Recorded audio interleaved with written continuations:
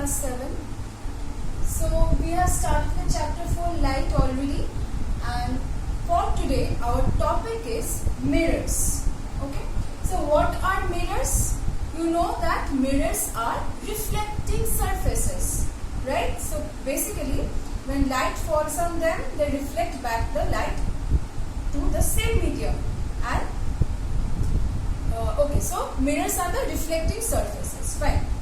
Now I have noted down 3 points regarding characteristics of a good reflecting surface.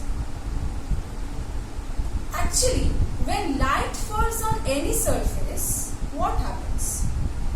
Some part of the light, say this is a surface on which light is falling. Some part of the light is absorbed by this surface. Some part of the light is absorbed. Some part is transmitted to another medium. For example, say light is falling on water surface. Some part of the light is absorbed and some part is transmitted to the water inside. And some part of the light bounces back to the same medium. That bouncing back is the reflected light.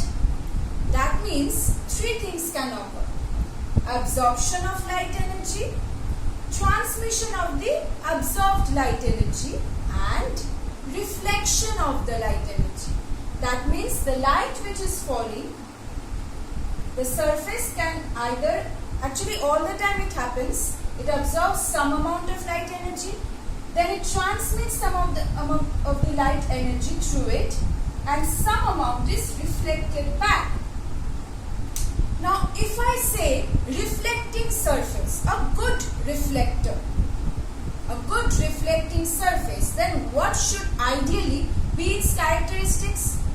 It should ideally give the maximum possible reflection of light, right? Obviously, we want the surface to be a good reflector. That means the surface should absorb as much light, less light energy as possible, and it should also transmit as much less light energy as possible, and basically we want that it should give the best reflection or the maximum possible reflection.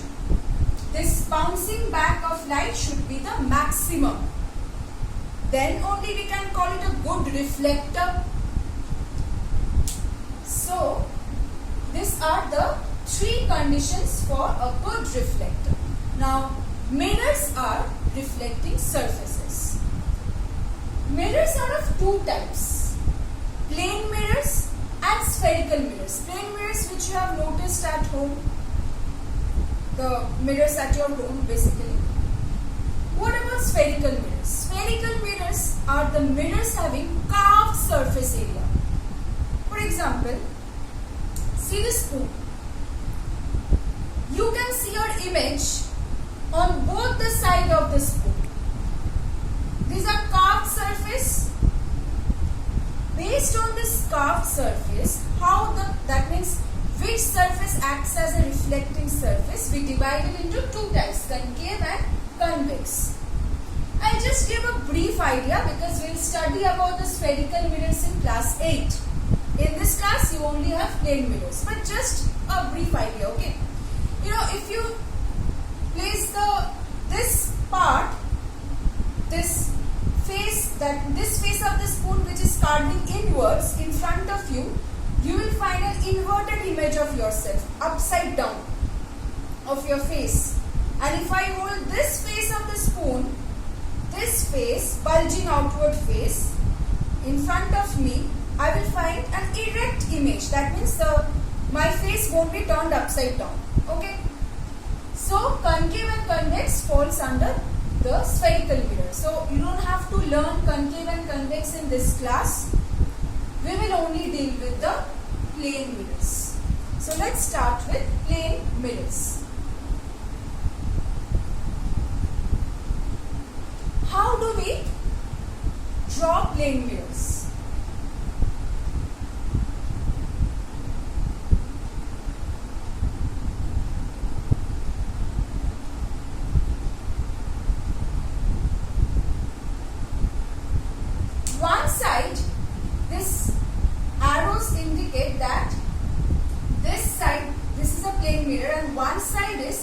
polished or silvered.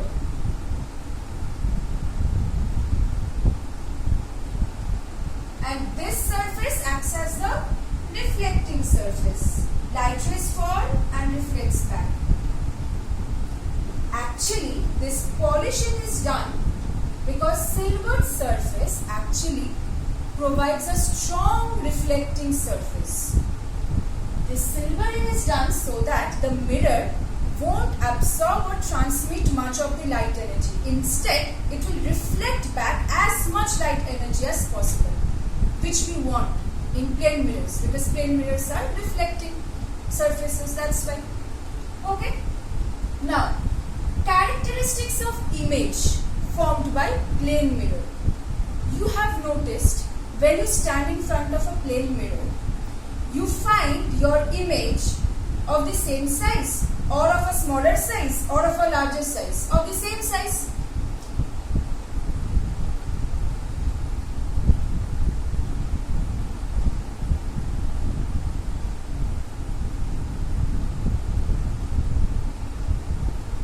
You will find that the image size is the same as the object size. You won't find yourself to be shrunken, okay, when you stand in front of plane mirror. So, plane mirror forms the image of the same size of the object.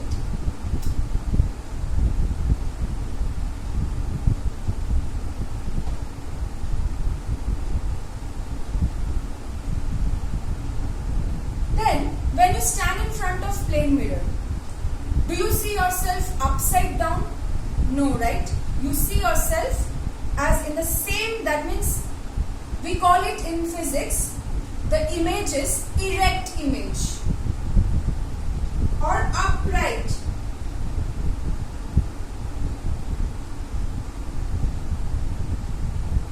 When we stand in front of a plane mirror, we don't see ourselves upside down, right? When we stand, we see the image standing like us only. So the image is erect or upright. Again, you will find, if suppose you take out your left hand in front of the mirror, you will find as if the image, your image is actually taking out his or her right hand. What is this actually happening? If I just hold a marker in this hand, you will find as if the image is holding the marker in the opposite hand, left hand then. That is called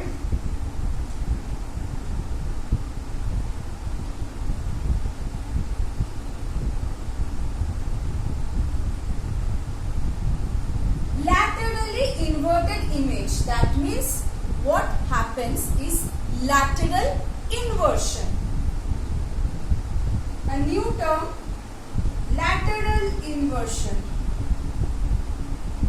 My left will become the right of the image, my right will become the left of the image. This is lateral inversion, sidewise inversion. Not upside down, but sidewise they are getting inverted.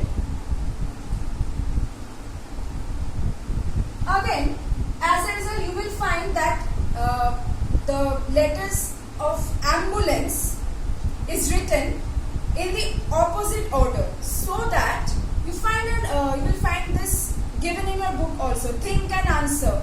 It's actually given where lateral inversion is there. That page, think and answer. Why is the word ambulance written laterally inverted in an ambulance?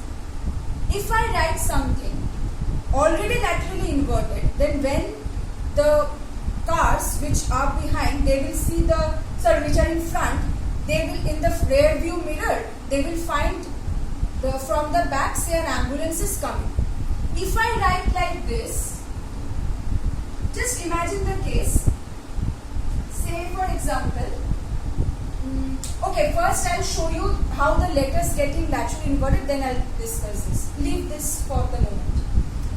Image is laterally inverted, right? Lateral inversion. Again, you will find the distance between you and the mirror, that is the same actually, the distance between the image and the mirror. So, if you move forward towards the mirror, you will find that the image is also moving forward towards the mirror. So, always object distance. Object distance means, suppose this is the mirror and this is you and this is your image. Distance between you and the mirror is the same as the distance between your image and the mirror. So object distance is equal to image distance. So these are the four characteristics of image formed by a plane mirror. Also, one more thing I want to mention here, which for this class you may not have to remember, but I just want to tell you, image form is known as virtual. What is the meaning of virtual? I'll tell you. Learn these properties, okay? Image size equal to object size, image is erect or upright, image is laterally inverted, and object distance equal to image distance, given in your book Characteristics of Image Formed by Plane Mirror. Now let's see what happens.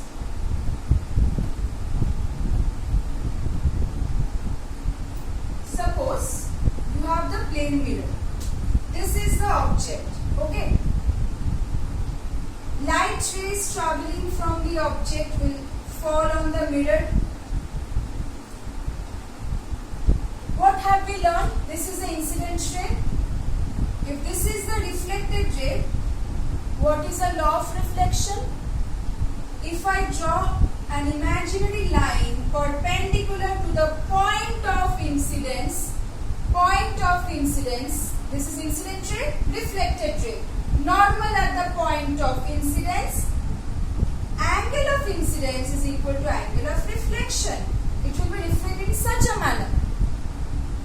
If I trace this line backwards, I am producing the line backwards. Because when the reflected light comes, it seems that as if it's coming from this point, isn't it? If I place my eye here, this is a mirror, I place a pin here, and if I place my eye here, I will find that as if the light is coming from this area because this is a reflected light. This point is the image point of this object. If you measure the distance, you will find this distance. What is the distance called? Object distance. This is the mirror.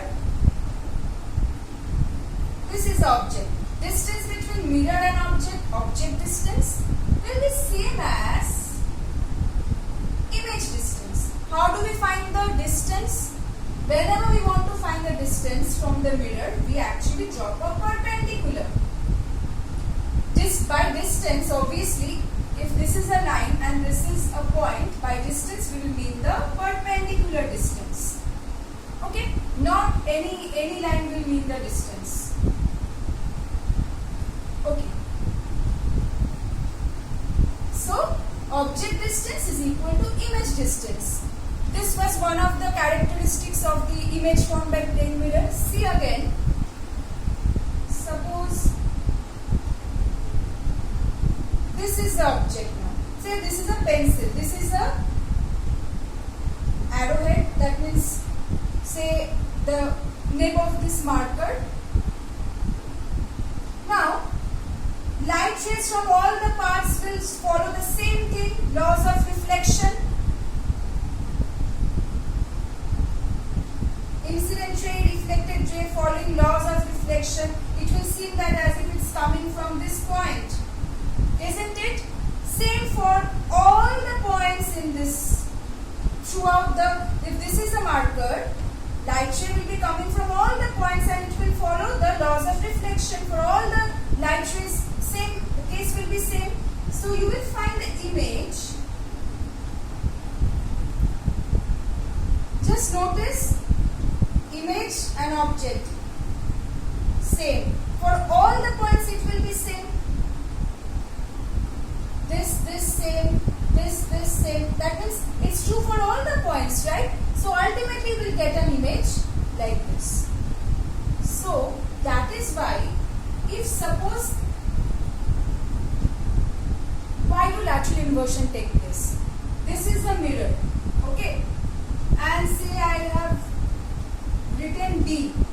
You place a letter D in front of the mirror, you will find like this. Why? That is because always object distance is equal to image distance. Had it been like this, suppose, then what would have been the case? Is this same? No. This line, the light rays coming from this line. See this distance and see this distance. Is it same? No. In this case, it's same. Okay. See again from this part. Light rays coming from this part. Same. But what about this case? It's much larger. That's why you will find the letters are getting laterally inverted. Because object distance always will be equal to the image distance. That's why. That is why you find the lateral inversion in the mirror. Your left hand will be the right hand of the image. This is the mirror. Say there are few, for example, P will become like this, P will become like this, then say you have, see D is becoming like this, P like this, L like this, S like this, T also will become like this. But there are few letters, it does not change. How will it change? See, even if you, how will you just laterally invert it? It is also getting laterally inverted. But even after lateral inversion, it remains the same. Because these are known as symmetrical. Symmetrical letters. Why? If you just draw a line through the middle, you will find, see, both sides are same. Isn't it? From O. See? So even if they are getting laterally inverted, even after lateral inversion, image looks exactly the same. But this, it's different because it's not symmetrical. P, it's get different. L, it gets different. Okay? So that is why the letters of ambulance is written, initially written as laterally inverted. So that, you imagine, if suppose I write B like this, and then a driver in the rear view mirror will find an ambulance behind, he or she, the driver will find the letter as this, laterally inverted. But if I write the letter like this, then the driver will see it like this. We want the driver to see properly, so we will write it laterally inverted so that the image which he will see will be proper. So he can see ambulance. Okay. Now let's just quickly go through the uses of mirrors. See, uses of mirrors. Plane mirrors are used as looking glasses, this you know. They are used in box type solar cookers to reflect the sun rays towards the vessel to be heated. Obviously it can be used because they will fall on the mirrors and the mirrors will reflect towards the vessel which needs to be heated.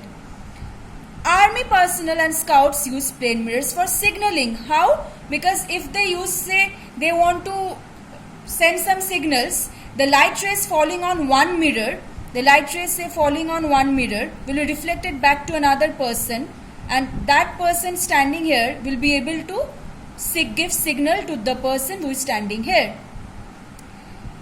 Mirrors, okay, you can leave this point.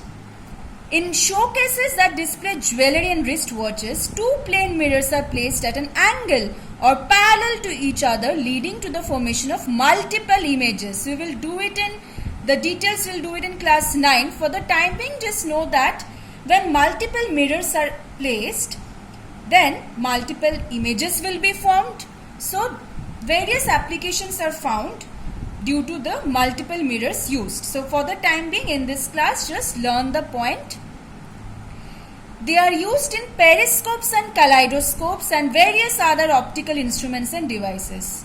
Now, what is periscope and kaleidoscope? I'll just give you a brief idea, but before that, just let you know what all you have to study from this portion. Okay, from mirrors, learn what are mirrors. Obviously, the characteristics of mirrors I've discussed. Then this portion, why silvering is done, and only this diagram. You don't have to draw these two diagrams, okay? And just learn that it is of two types, but you don't have to learn about concave and convex mirrors, okay? You don't have to learn. These diagrams I won't give you in exams. I have just explained for you to understand. These diagrams you don't have to do for your exam. Straight away come to lateral inversion. You will study this. Then you will study characteristics of image formed by a plane mirror, and also you will study the uses of plane mirrors. So that's all for today's class. Okay, I'll explain periscope and kaleidoscope very briefly in the WhatsApp